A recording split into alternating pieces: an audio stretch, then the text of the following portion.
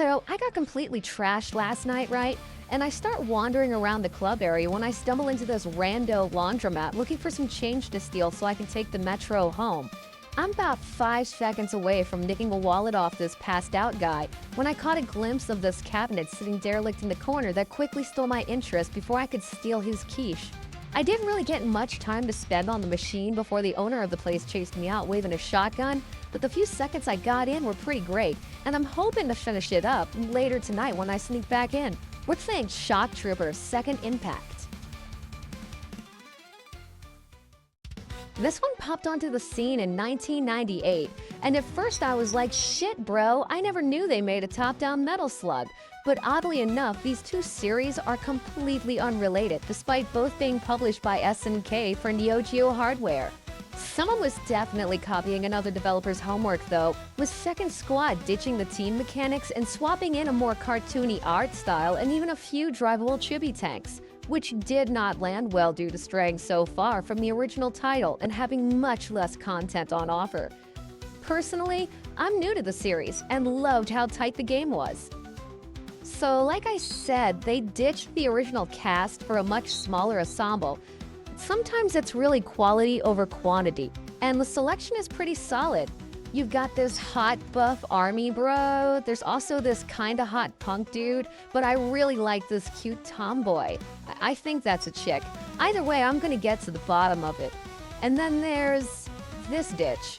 Okay, I know it's not the same person, but I swear she looks just like the asshole who's arrested me on about 6 or 7 occasions. So we're gonna play as her, because it's kind of funny when she gets hurt. Gameplay-wise, it's exactly what you're already imagining in your head. It's got some fantastic run-and-gun action from Metal Slug, with just a little bit of Super Smash TV thrown in when it comes to directional firing, and large mobs that instantly surround you.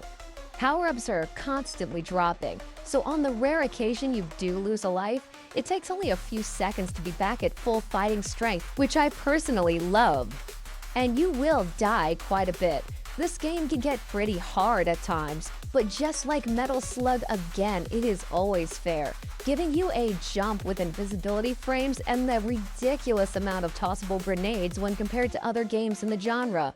And a cool little feature I didn't notice till late game is that you can actually use the start button to throw them if you prefer, which with my left-handed setup made the game much easier. Game overs are still gonna happen, but it's rare for a quarter cruncher, and I'll give you the real numbers at the end. Since this is a Neo Geo cab, you know the boss sprites are gonna be huge. And while they can be a bit generic in this title, I was never bored in combat. Although, the game could use a little bit more of a face when it comes to the villains.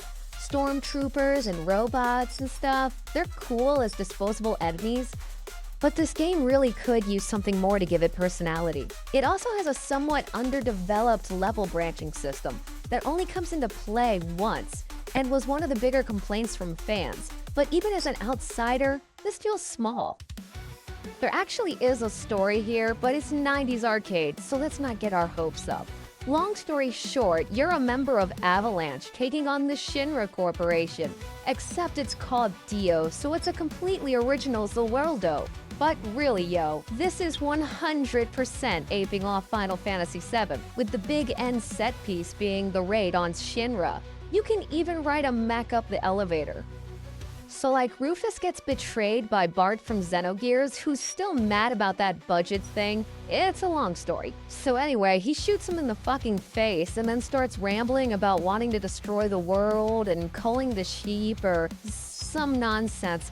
I usually zone out when the villains start talking, which has led to some incredibly awkward situations in real life, but that's neither there nor here. We've got much more important things to talk about, like video games and anime tits.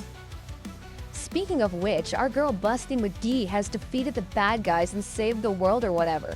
Hooray for us. Time for more shots to see what random cabinet we happen to wake up to next. For really real yo, I had an absolute blast playing this one. Neo Geo games are never a letdown. Finding one in the wild used to be a rarity for me despite living in arcades, so it's always great to discover something I missed. Trap Troopers may be a tiny game, but it gives you more than your money's worth. never once feeling like it was trying to rob me of tokens. If this were a quarter machine, my first casual run while completely fucking about would have run me an even $2. Meaning you and a friend teaming up and taking things seriously isn't even gonna cost you $1. That is Aliens vs. Predator territory, and I think that is just beautiful. As always, a thank you to the lovely, lovely audience for watching, and if we're lucky, things will be back on track real soon, so stick around, and I will catch you in the next one. Wait, did they really just end this the same way as Miami Connection?